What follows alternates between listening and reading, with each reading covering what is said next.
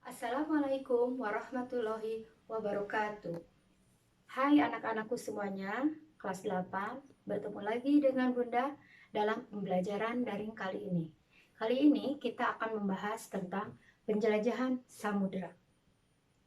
Namun, sebelum kita melakukan pembelajaran daring, seperti biasanya diawali dengan berdoa dulu.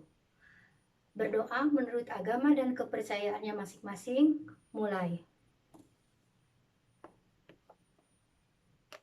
Selesai. Nah, setelah berdoa, biar kita semangat dalam pembelajaran daring kali ini, kita sama-sama yell Lab School. Siap? Siapa kita?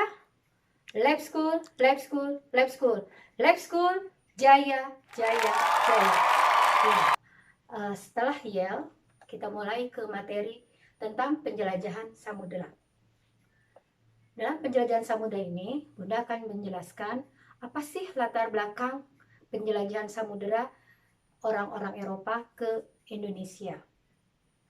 Penjelajahan samudera itu diawali dengan latar belakang akibat adanya perang salib. Perang salib yang selama 100 tahun itu, ya, akhirnya pada satu masa orang-orang Islam Turki Utsmani berhasil memenangkan pertempuran dengan jatuhnya kota Konstantinopel, yaitu pusat kekuasaan Romawi Timur.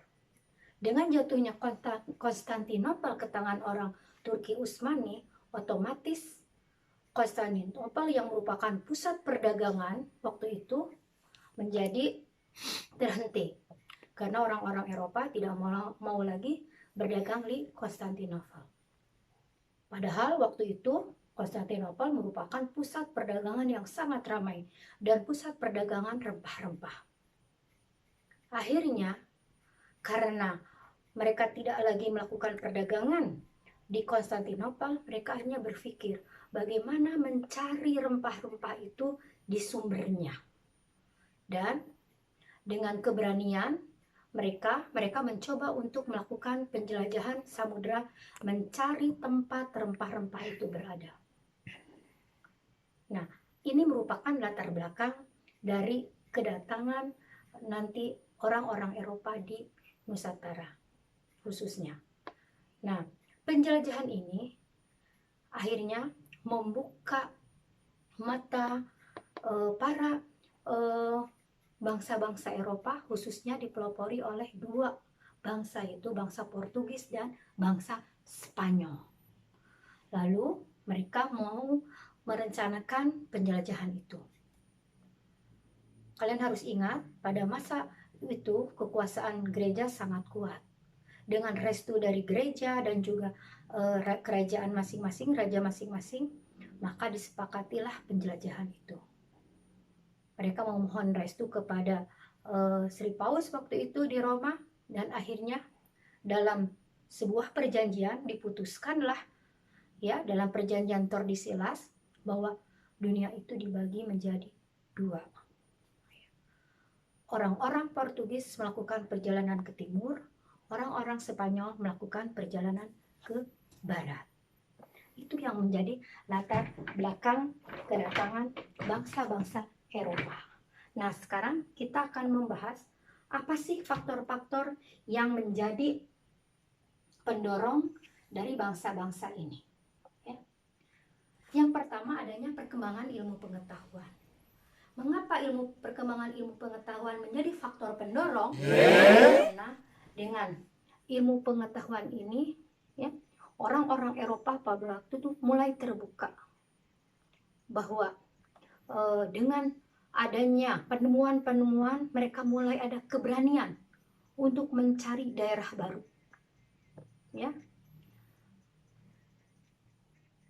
Karena pada waktu itu muncul teori-teori baru yang menggantikan teori-teori lama, yaitu yang tadinya yang mengatakan bahwa bumi sebagai pusat peredaran tata surya sekarang menjadi matahari, dan Kopernikus mengatakan bahwa bumi itu bulat. Untuk membuktikan itu perlu suatu pembuktian. Nah, oleh karena itu, yang pertama perkembangan ilmu pengetahuan. Yang kedua adanya faktor ekonomi. Tadi sudah dijelaskan dalam latar belakang bahwa akibat dari perang salib, Konstantinopel jatuh ke tangan orang-orang Islam, maka orang-orang Eropa yang mayoritas beragama Katolik dan Kristen mencoba mencari daerah baru. Jadi adanya kepentingan ekonomi. Yang ketiga adanya kepentingan politik. Jadi tadi kepentingan ekonomi, mereka membutuhkan rempah-rempah, dan kepentingan politik tadi berkaitan. Jadi ekonomi dengan politik itu berkaitan. Jadi Konstantinopel jatuh ke tangan orang Islam itu adalah faktor politik. Mengakibatkan faktor ekonomi, yaitu mereka kekurangan rempah-rempah yang merupakan komoditas perdagangan yang menguntungkan di Eropa waktu itu. Bahkan dikatakan rempah-rempah adalah merupakan emas hitam, ya. Harganya itu sebanding dengan emas sebagai logam mulia. Yang keempat adalah idealisme, faktor idealisme. Apa itu faktor idealisme? Idealisme adalah faktor bahwa mereka itu melakukan penjelajahan dilatar belakangi oleh faktor 3G. Gods, glory, dan gospel. God mencari kekayaan, glory kejayaan, gospel menyebarkan agama Kristen. Jadi selain faktor ekonomi, faktor politik, ilmu pengetahuan, juga adanya idealisme. Jadi mereka merasa tertantang, adanya sikap ingin balas dendam, ya. Nah sekarang bangsa pelopor penjajahan samudera itu sebenarnya dua yang mempelopori, yang nanti dalam perkembangannya akan diikuti oleh bangsa-bangsa Eropa. Yang pertama adalah bangsa Portugis. Tadi sudah disinggung bahwa bangsa Portugis melakukan perjalanan menuju arah timur menurut perjanjian Tordesillas. Sedangkan orang Spanyol melakukan perjalanan ke arah barat. Penjajahan Portugis ini dimulai oleh Bartolomeus Dias. Dia berhasil sampai kepada pantai barat Afrika dan dia beri nama Tanjung Badai. Kenapa dia memberi nama Tanjung Badai? Karena ketika dia melakukan perjalanan penjelajahan samudera itu, ekspedisi pelayarnya itu diterjang oleh badai yang sangat besar, ya. Namun beliau ini berhasil kembali ke Portugis.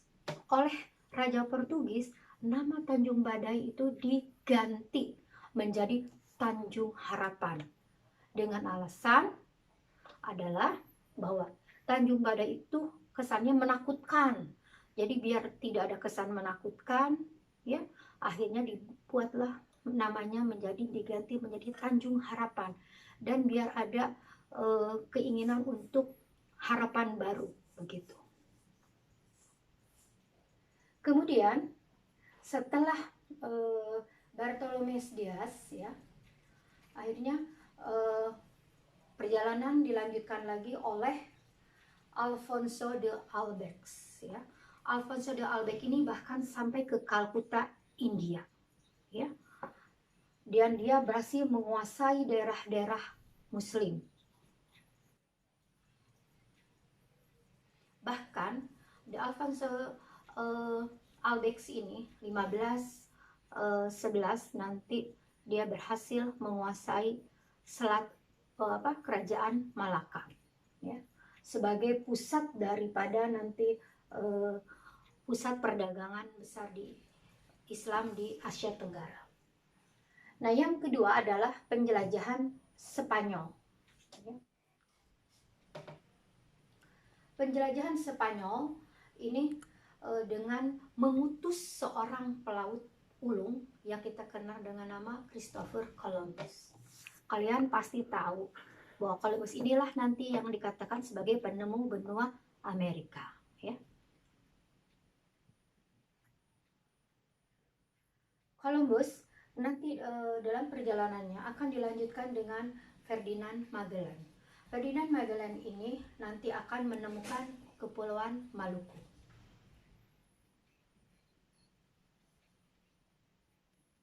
Nah, tadi adalah bangsa-bangsa pelopor. Nah, sekarang kita lanjutkan kepada tokoh-tokoh daripada penjelajah samudra. Tadi sudah Bunda singgung sedikit tokoh-tokoh itu. Nah, sekarang lebih jelasnya kita bahas satu persatu. Yang pertama adalah orang-orang Portugis ya. Tadi telah disinggung Bartolomé Dias. Bartolomé Dias ini dia pergi dari Lisabon ya. Kemudian dia menemukan Tanjung Badai atau Tanjung Harapan ya. Mengapa tadi sudah disinggung disebut Tanjung Harapan? Karena untuk menghilangkan kesan menakutkan ya. Nah, kemudian perjalanan dari Bartolomé Dias ini dilanjutkan oleh Vasco da Gama ya. Di sini kita bisa lihat gambar Vasco da Gama ya. Vasco da Gama ini nanti dia sampai di pantai timur Afrika ya. Kemudian nanti dia sampai di Kalkuta. Setelah lama dia di Kalkuta, dia baru menyadari bahwa Kalkuta itu bukan pusat rempah-rempah. Ternyata Kalkuta ini hanya sebagai pasar ya, hanya sebagai pusat perdagangan, daerah transit bagi para pedagang-pedagang waktu itu.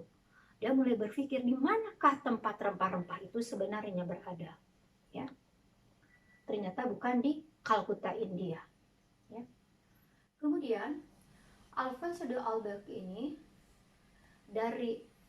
setelah menduduki Kalkuta ya, dia mencoba untuk mencari daerah-daerah lain. Akhirnya dari Kalkuta dia sampai ke Malaka ya. Berhasil menaklukkan, tadi sudah disinggung, tahun 1511. Malaka sebagai pusat perdagangan waktu itu dia anggap oleh dia sebagai pusat rempah-rempah. Ternyata salah juga, sama anggapannya. Pertama dia menganggap Kalkuta sebagai pusat dari rempah-rempah ya, pusatnya, sumbernya. Ternyata salah. Dia melakukan ekspedisi sampai di Malaka, dia sangka sebagai pusatnya, ternyata salah lagi. Jadi bukan di Malaka, ternyata akhirnya di Maluku gitu ya. Nah, itu tentang orang-orang Portugis. Kita sekarang membahas tentang orang-orang Spanyol. Tadi sudah disinggung tentang Christopher Columbus. Dia mendapat tugas untuk melakukan penjelajahan oleh Ratu Spanyol ya, dengan temannya bernama Americo Vespucci. Americo Vespucci ya. Dan dia menemukan benua baru yang diberi nama Amerika. Jadi Columbus ini sampai di kepulauan Guanahani, yaitu di kepulauan Bahama, Karibia, dan penduduk aslinya dia beri nama Indian, yang nanti kita kenal sebagai benua Amerika. Yang kedua adalah Ferdinand Magellan. Ferdinand Magellan ini ya pergi melakukan penjelajahan samudra didampingi oleh seorang penulis Italia. Nah, penulis Italia ini sangat berjasa dalam menuliskan kisah-kisah perjalanan dari Magellan ini ya. Bahkan Magellan ini sampai di Filipina. Namun tragisnya dalam pertempuran melawan bangsa pribumi Filipina dia tewas. Sisa pasukannya kemudian melanjutkan perjalanan ya. Dan akhirnya pasukannya ini sampai di Spanyol. Walaupun beliau ini meninggal, Magellan ini, tapi dianggap sangat berjasa oleh Raja Spanyol karena dianggap bahwa Magellan ini berhasil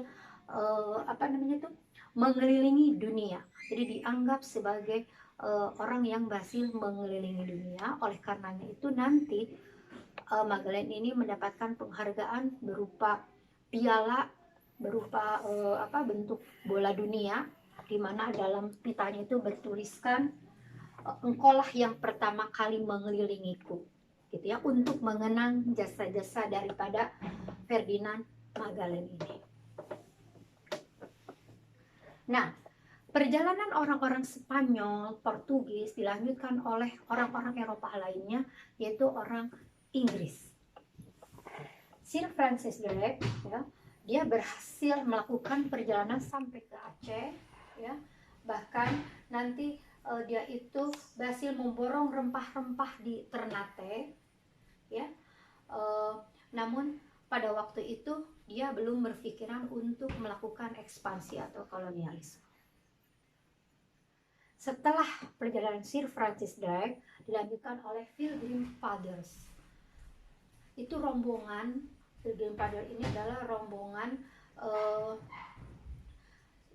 ini sampai ke Amerika Utara. Kemudian penjelajah dari Inggris juga, yaitu Sir James Leicester dan George Raymond, ya, dia sampai ke Aceh, bahkan nanti berhasil mendarat di Banten, mendirikan EIC sebagai kantor dagang Inggris. Yang harus kalian ketahui, EIC ini nanti akan bersaing dengan VOC, kantor dagang milik Belanda. Dilanjutkan oleh Sir Henry Middleton, ya, di mana Middleton ini berhasil mendirikan kantor di Kalimantan Barat, di Makassar, Jayakarta yang kita kenal Jakarta sekarang, Jepara, Aceh, Pariaman, dan Jambi. Jadi di sini mulai timbul persaingan dagang antara orang Inggris dan orang Belanda. Selanjutnya orang Inggris selanjutnya adalah William Dampier dan James Cook. Nah, kedua orang ini dianggap menemukan benua Australia. Nanti lebih lanjutnya kalian bisa lihat dari PowerPoint yang akan Bunda berikan, ya. Nah, kita sekarang kepada pelayaran orang-orang Belanda. Kenapa pelayaran orang-orang Belanda sangat penting? Karena nanti orang-orang Belanda ini akan menguasai Indonesia paling lama daripada penjelajah dari bangsa yang lain, ya. Yang pertama adalah Barents. Barents ini mencoba menyusuri mencari daerah timur, menyusuri jalan ke utara. Namun tragisnya dalam perjalanan ini dia nyasar bahkan sampai ke kutub utara, ya, sampai kutub utara, dan dia mengalami musibah. Dia melewati laut yang membeku dan akhirnya nanti dia meninggal dalam perjalanan.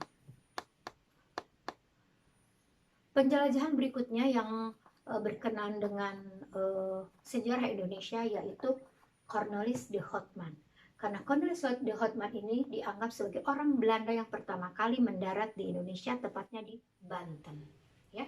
Nanti Cornelis de Houtman ini, ya, dia akan membeli rempah-rempah. Pada waktu itu diterima dengan baik karena bangsa Indonesia itu dikenal bangsa yang ramah, tidak curiga bahwa nanti orang Belanda ini akan menguasai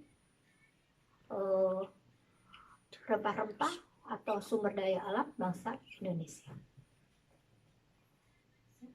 Selain dari Cornelis de Houtman, nanti ada orang Belanda yang bernama Abel Tasman. Abel Tasman ini yang akan menemukan Pulau Tasmania di Tenggara Australia. Apa sih dampak daripada penjelajahan samudra? Ya, dampak dari penjelajahan samudra tentunya itu ada sisi positif dan juga ada sisi negatifnya. Sisi positifnya pasti adalah untuk membuktikan kebenaran daripada ilmu pengetahuan atau penemuan-penemuan, ya, itu. Kemudian apa sisi negatifnya? Yang jelas sisi negatifnya timbullah kolonialisme dan imperialisme, ya. Itu dari dampak penjelajahan samudra. Dampak penjelajahan samudra ini sebenarnya menutup dari materi ini, namun sebelumnya yang perlu kalian ingat, penjelajahan samudra yang dipelopori oleh Portugis dan Spanyol, yang pertama itu mereka mendapat legitimasi, ya, pengesahan itu dengan adanya perjanjian Tordesillas. Apa sih perjanjian Tordesillas?